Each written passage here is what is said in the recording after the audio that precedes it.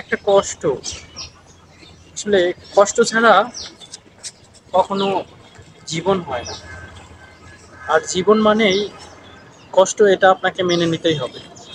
আসলে আমি আজকে ভিডিও বানাতে এসেছি। ভিডিও বানানো হয়ে গেছে প্রায়। তো ভিডিও বানানোর মাঝখান দিয়ে মধ্য দিয়ে আসলে অনেক কথা মনে পড়ে যাচ্ছিল। অনেক কথাই মনে পড়ছে। আজকে খুবই প্রাক্তনের কথা মনে পড়ছে। আসলে প্রাক্তন আহ, কি হবে, প্রাক্তনের শেষ কোথায়? আসলে আমি অনেক সময় ভাবি যে প্রাক্তন থাকলে এই করতাম, এই করতাম, সেই করতাম। কিন্তু প্রাক্তন কি কখনো ভাবে? এটা অনেকেরই প্রশ্ন, প্রাক্তন কি আপনার ভিডিও কখনো দেখে?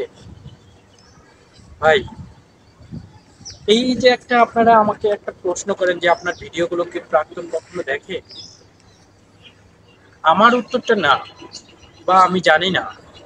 আসলে আমি কিভাবে বুঝবো যে আমার প্রাক্তন আমার ভিডিও দেখে? আমার ভিডিওগুলো যদি দেখতোই তাহলে তো সে আর প্রাক্তন হতো না, তাই না? আমার কাছে কেন জানি মনে হয় প্রাক্তন খুবই ভালো আছে।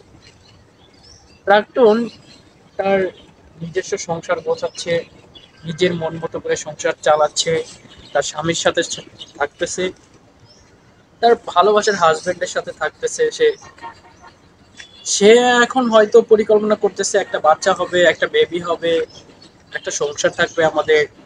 আর আমি এদিক দিয়ে পড়ে আছি সেই প্রাক্তন নিয়ে। ভাই, জীবনটা খুবই অদ্ভুত, তাই না? জীবন মানে অদ্ভুত একটা জীবন। আমি ভাবি প্রাক্তনের পেটে হয়তো বাচ্চা আসবে, সেই বাচ্চার বাবাটা আমিও হতে পারতাম, তাই না? কিন্তু দুর্ভাগ্যা, প্রাক্তন তার হাজবেন্ডের বাচ্চার মা হবে, তার হাজবেন্ডের বেবির মা হবে। কিন্তু আমার যে পোড়া কপাল, সে কপালে থেকে যাবে। আমার যে চিন্তা ভাবনা, আমার যে পরিকল্পনা, আমার যে মাইন্ড সেট আপ, সেটা সেই খালি শূন্যই রয়ে যাবে।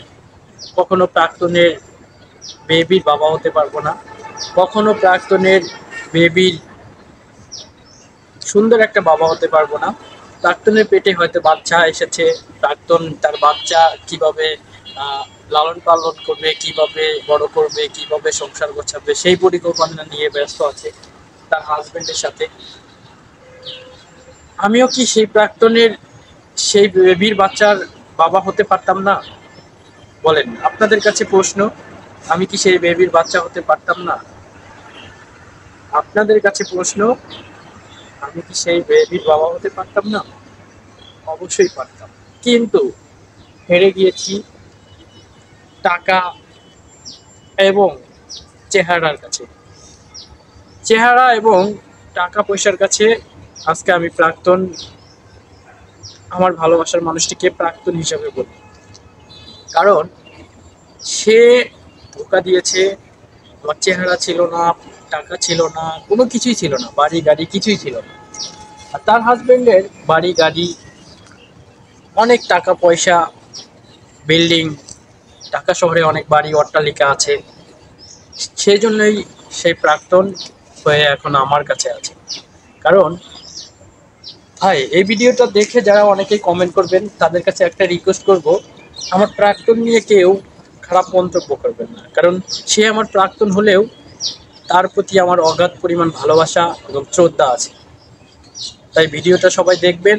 সবার কাছে অনুরোধ, কেউ খারাপ মন্তব্য করবেন না আমার প্রাক্তনকে নিয়ে। সবাই ভালো থাকবেন, সুস্থ থাকবেন। আল্লাহ হাফেজ।